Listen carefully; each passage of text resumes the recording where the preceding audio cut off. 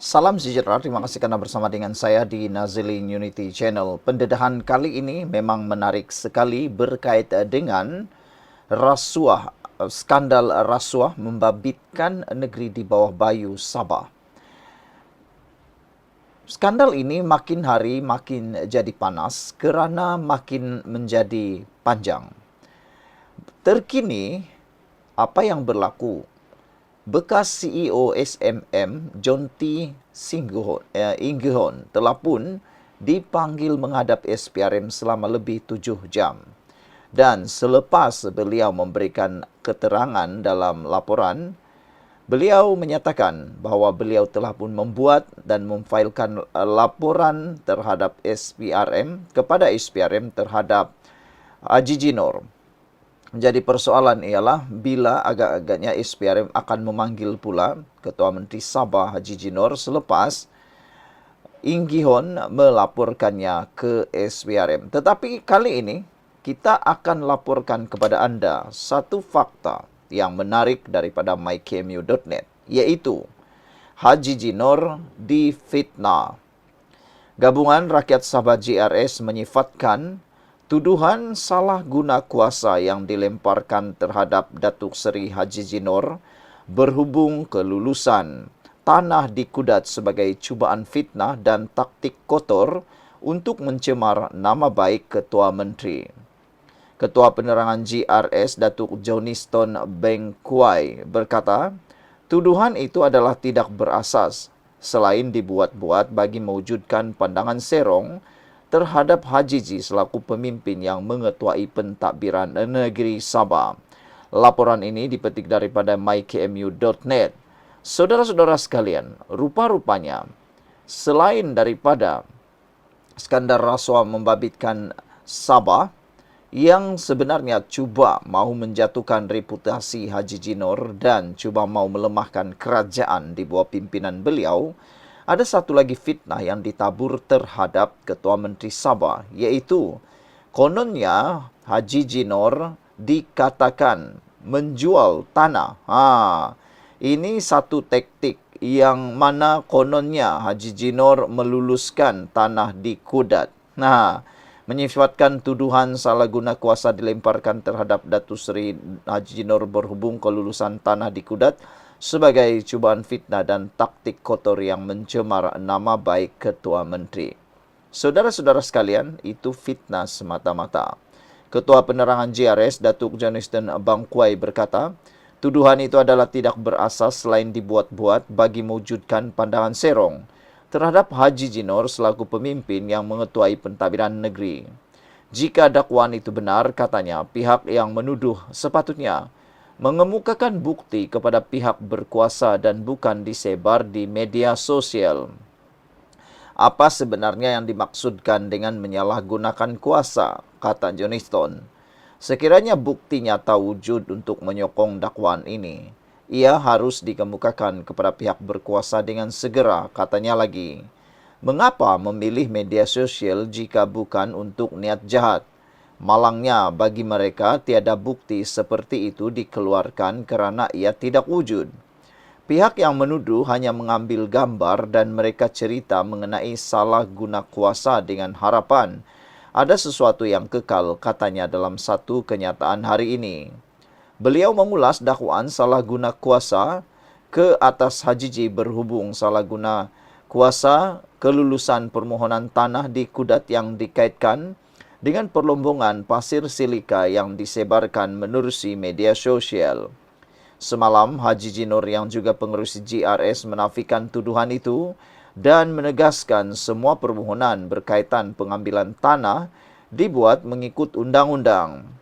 Johniston yang juga Ketua Penerangan Parti Bersatu Sabah PBS berkata, kerajaan GRS Plus pimpinan Haji Ji tidak mengamalkan tadbir urus bertentangan dengan prosedur ditetapkan. Sebaliknya berlandaskan peraturan. Nampaknya, kata beliau, ada pihak tertentu memilih untuk menggunakan modus operandi berakar umbi dengan penipuan dan penyebaran maklumat salah, kata beliau lagi. Saudara-saudara sekalian, ini memang mengejutkan kita semua. Rupa-rupanya Haji Jinor telah pun banyak kali difitnah. Antaranya ialah tentang kelulusan tanah di Kudat ini. Ini hanyalah sebagai cubaan fitnah dan taktik kotor digunakan oleh musuh politik Haji Jinor bagi mencemarkan nama baik Ketua Menteri itu. Ada kebenaran apabila Datuk Johnston Bangkwai mengatakan bahawa tuduhan itu adalah tidak berasas selain dibuat-buat bagi mewujudkan pandangan serong terhadap Haji Ji selaku pemimpin yang mengetuai pentadbiran negeri. Kata Johnston, jika dakwaan itu benar, pihak yang menuduh sepatutnya mengemukakan bukti kepada pihak berkuasa dan bukan disebar di media sosial. Menghairankan kenapa media sosial yang diambil cara untuk mahu menyebarkan fitnah. Kalau mereka betul-betul mempunyai bukti, betullah mereka patut membuat laporan rasmi. Apa gunanya sebarkan di media sosial sedangkan ianya tidak benar berlaku? Jangan-jangan nanti kena saman fitnah pula. Itu yang merugikan. Jadi ini adalah bersifat fitnah. Penyebaran maklumat yang tidak berasas itu satu fitnah. Penyebaran maklumat yang tidak berani melalui pihak berkuasa, melalui tempat yang betul, itu adalah cara yang sangat pengecut. Kata Johnston lagi, apa sebenarnya yang dimaksudkan dengan menyalahgunakan kuasa? Sekiranya bukti nyata wujud untuk menyokong dakwaan ini, ia harus dikemukakan kepada pihak berkuasa dengan segera. Ramai netizen menyokong apa yang dikatakan oleh Johnston. Kalau betullah pihak yang mempunyai bukti itu dan ada bukti yang wujud, cepat pergi buat laporan, bukannya sebarkan di media sosial. Mengapa memilih media sosial jika bukan untuk niat jahat? Malangnya bagi mereka, tiada bukti seperti yang dikeluarkan kerana ia memang tidak wujud. Pihak yang menuduh hanya mengambil gambar dan mereka cerita mengenai salah guna kuasa dengan harapan ada sesuatu yang kekal, katanya dalam satu kenyataan hari ini. Beliau mengulas dakwaan salah guna kuasa ke atas Haji Ji berhubung salah kuasa kelulusan permohonan tanah di Kudat yang dikaitkan dengan perlombongan pasir silika yang disebarkan melalui media sosial. Semalam Haji Ji yang juga pengerusi GRS menafikan tuduhan itu dan menegaskan semua permohonan berkaitan pengambilan tanah dibuat mengikut undang-undang.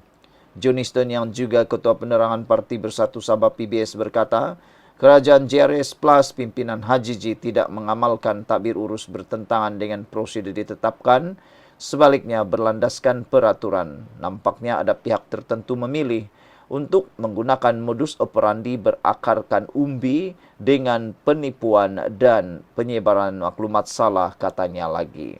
Saudara-saudara sekalian, kalau kes yang seperti ini pun boleh dianggap, kalau ada kes seperti ini dan ini memang satu fitnah, adakah juga penyebaran maklumat mengenai skandal rasuah yang membabitkan beberapa adun Sabah, yang didakwa membabitkan beberapa adun Sabah dan juga mengaitkan Ketua Menteri Sabah dan bekas CEO SMM John T. Inggihon pun kata dia ada bukti menunjukkan salah guna kuasa Haji Ji.